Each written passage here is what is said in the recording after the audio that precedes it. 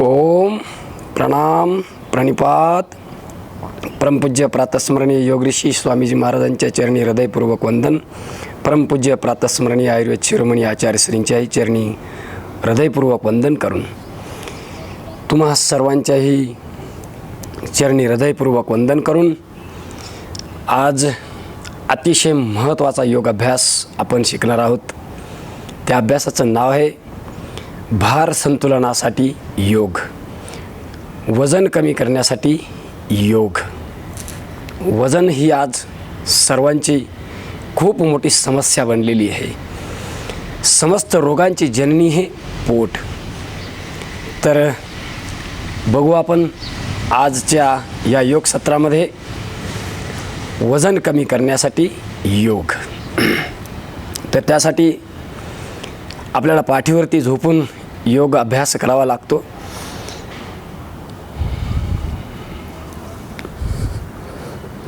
तर ह्याप्रमाणे पाठीवरती झोपून वजन कमी करण्यासाठी योग आपण करणार आहोत. तर सर्वांनी ध्यानपूर्वक, विधीपूर्वक आणि लक्षपूर्वक या योग साधनेला करावी अशी माझी तुम्हाला सगळ्यांना विनम्रपणे विनंती आहे. तर सर्वात प्रथम पाठीवरती झोपून दोन्ही हात आपल्या सीटच्या बाजूला किंवा कमरेच्या बाजूला, हातांचे तळवे भूमीच्या दिशेने ठेवून आल्हाद श्वास आत भरत उजवा पाय 30 अंश वरती उचलणे.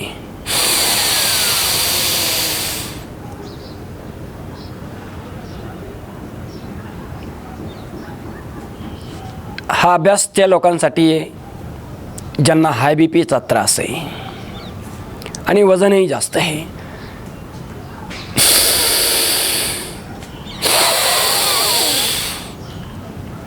ज्या लोकांना कमरेचा खूप त्रास आहे आणि वजनही जास्त आहे.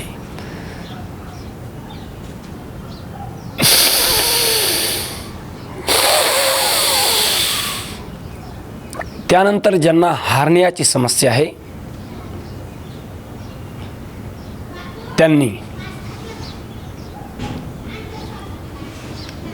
ज्या लोकांना खूप जास्त कमजोरी आहे पण वजन जास्त आहे, म्हणजे सावधानीपूर्वक उत्तान पाद आसन याचं फर्स्ट व्हेरिएशन आपण केलं, म्हणजे याची विविधता. असाध्य व्याधीसुद्धा आहे आणि वजनसुद्धा आहे, किंवा कुठल्या प्रकारची शस्त्रक्रिया केलेली आहे कमरेची किंवा पोटाची, तर त्यांनी सावधानीपूर्वक हा उत्तानपाद आसनाचा अभ्यास करावा एक एक पायानी. जे पूर्णतः स्वस्थ आहे त्यांनी दोन्ही पाय उचलावे 30 अंश, ओनली फॉर 30 डिग्रीज. पायाचा पंजा ताणलेला आहे.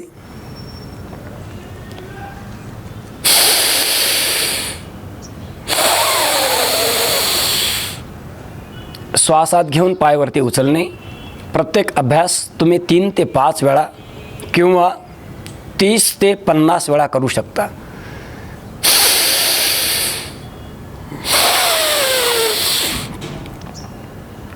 भार संतुलनासाठी, वजन कमी करण्यासाठी सावधानी युक्त योग साधना हा होता आपला पहिला अभ्यास. त्याचं नाव होतं उत्तान पाद आसन. बरोबर. पहिलं व्हेरिएशन केलं, दुसरं व्हेरिएशन केलं. हा अभ्यास आपण केला. आता दुसरं आसन आहे, त्याचं नाव आहे अर्ध हलासन. उजवा पाय श्वास आत भरत भरत हळूहळू हळूहळू पूर्ण 90 डिग्रीमध्ये त्याला आणावे, थोडं थांबावं आणि हळूहळू हळूहळू श्वास सोडत सोडत सोडत पाय खाली आणावा, घाई करू नये. आता डावा पाय उचलला आहे, गुडघा ताठ आहे, सरळ आहे, पंजा ताणलेला आहे. पुन्हा श्वास सोडत सोडत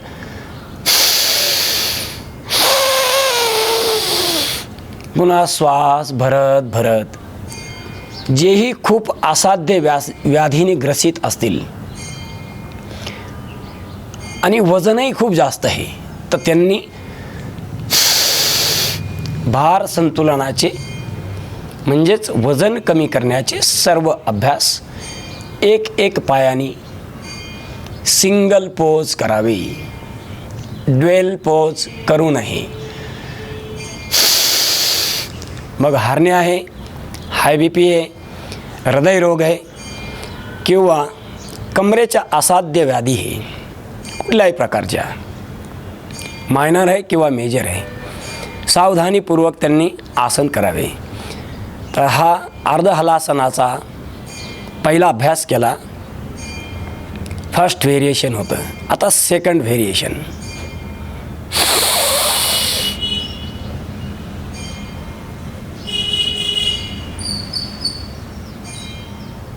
पुन्हा श्वास सोडत सोडत लात खाली आले.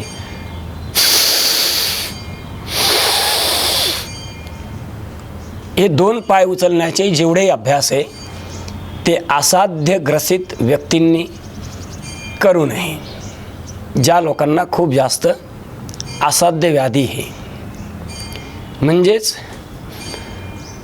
मी आत्ताच सांगितलं, हार्निया आहे म्हणजे अंतर्वृद्धी आहे, अंतर्गळ आहे, किंवा हाय BPचा त्रास आहे, किंवा कमरेची समस्या आहे, किंवा कमरेचं कुठल्याही प्रकारचं ऑपरेशन्स केलेले आहे, किंवा पोटाचं कुठल्याही प्रकारचं ऑपरेशन झालेलं आहे, शस्त्रक्रिया केली आहे, तर 2 पायाने अभ्यास काही दिवस करू नका. एक पायाने त्याचा सराव करत राहा काही महिने. तर हे होतं अर्ध हलासन. अर्ध हलासनानंतर तिसरं आसन आहे भार कमी करण्यासाठी, वजन कमी करण्यासाठी. त्याचं नाव आहे पादवृत्तासन. उजवा पाय असा गोल,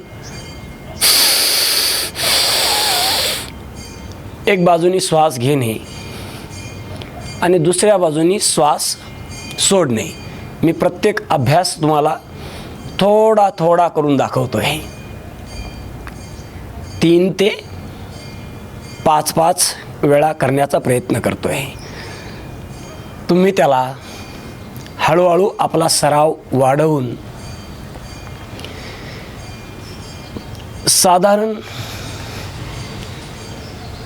3 ते 5 किंवा 30 ते 50 100 वेळाही करू शकता. उजवा पाय फिरवला, आता डावा पाय क्लॉकवाईज, अँटी क्लॉकवाईज, दोन्ही बाजूनी अभ्यास व्यवस्थित करावा. श्वासाच्या बरोबर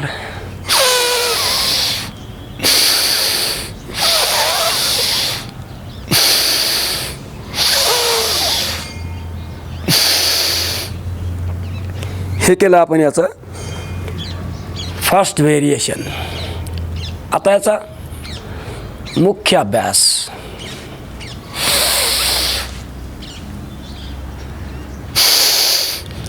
फक्त 2 पायाचा अभ्यास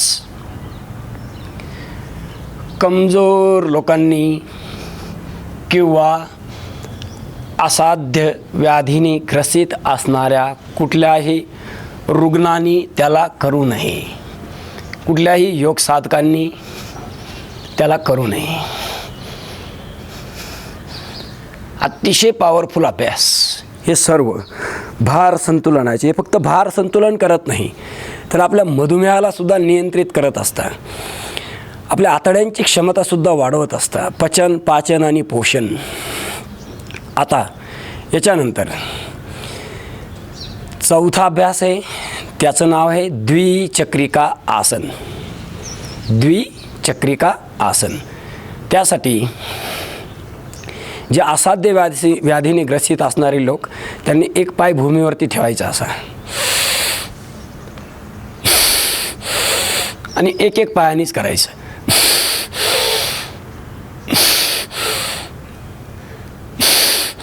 पायाच्या पंजाचा स्पर्श असा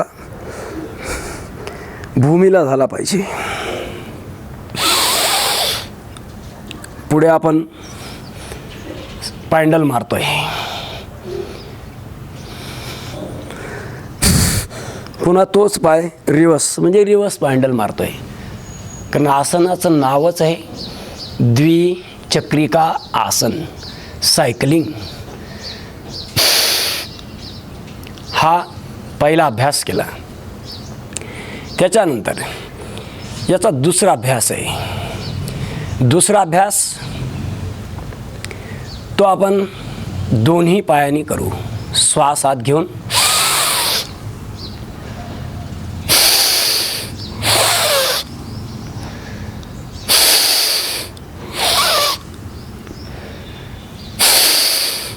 आता रिवर्स.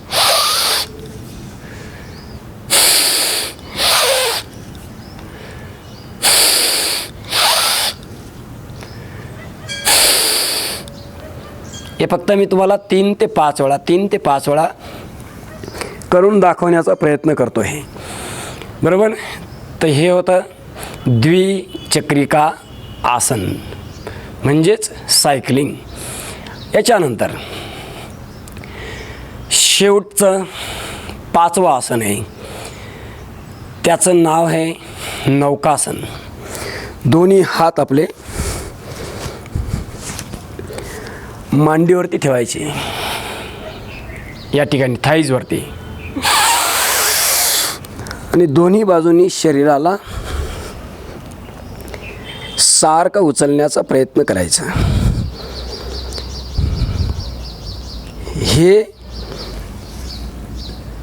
त्या लोकांनी करू नका ज्यांना हृदयाचा त्रास आहे, हाय बी पीचा त्रास आहे, हार्ने आहे, त्यांनी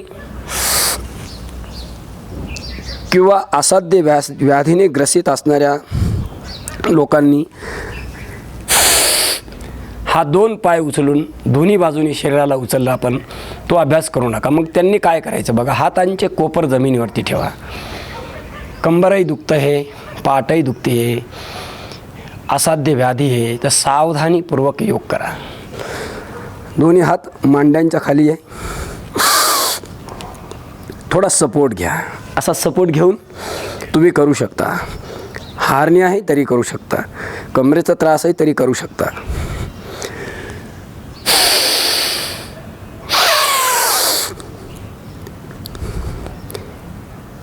हे नौकासनाचे व्हेरिएशन्स आहे, म्हणजे त्याची विविधता आहे. प्रत्येक एक मुख्य आसन आणि त्याचे वेगळे वेगळे विविध प्रकार योगशास्त्रामध्ये वेगळे वेगळे प्रकार आहे, त्याला व्हेरिएशन्स बोलले जातात. आता याचा तिसरा प्रकार, हात गुडघ्याच्या खाली. बघा, ह्या ठिकाणी थोडंसं स्थिर व्हायचं. स्थिर होऊन थांबण्याचा प्रयत्न करायचा. पुन्हा श्वास सोडून खाली.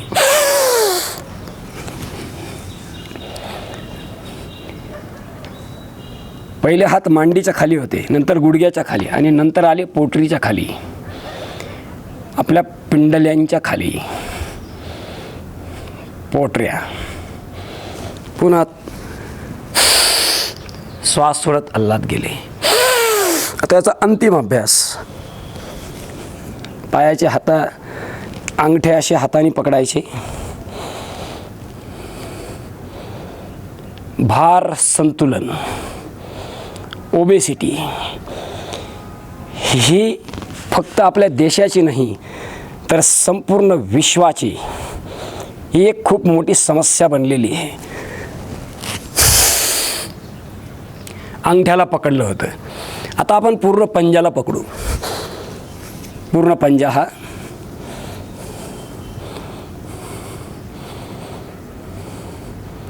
गुडघे ताठ सरळ करण्याचा प्रयत्न करायचा. अतिशय मौल्यवान असा अभ्यास आहे. आणि हे इतके 5 आसन आणि त्याचे व्हेरिएशन्स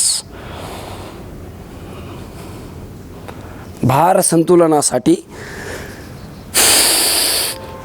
आपण दररोज करावे. ज्या लोकांना वजन कमी करण्याची इच्छा आहे, प्रत्येकालाच वाटतं माझा बॉडीचा BMI रेट, बॉडी इंडेक्स हा अतिशय उत्तम असला पाहिजे, प्रत्येकालाच वाटतं. पण कोणाची छातीवरती, चेस्टवरती जे खूप जास्त अतिरिक्त चरबी आलेली आहे, कोणाची पाठीवरती आलेली आहे, कोणाची खांद्यांवरती आलेली आहे, कोणाची दंडांवरती आलेली आहे, कोणाची मनगटांवरती आलेली आहे, कोणाची जंघांमध्ये आलेली आहे, कोणाची पोटऱ्यांवरती आलेली आहे, कोणाची पूर्ण टॉप टू बॉटम पूर्ण शरीरावरती अनावश्यक वजन वाढलेलं आहे. अनावश्यक वजन हे खूप रोगांच्या आमंत्रणाचं एक कारण आहे. खूप हाय BPचं कारणसुद्धा आहे. पुढे भविष्यात कमरेचे त्राससुद्धा उद्भवत असतात. सगळ्यात मोठी समस्या तर गुडघ्यांमध्ये येते.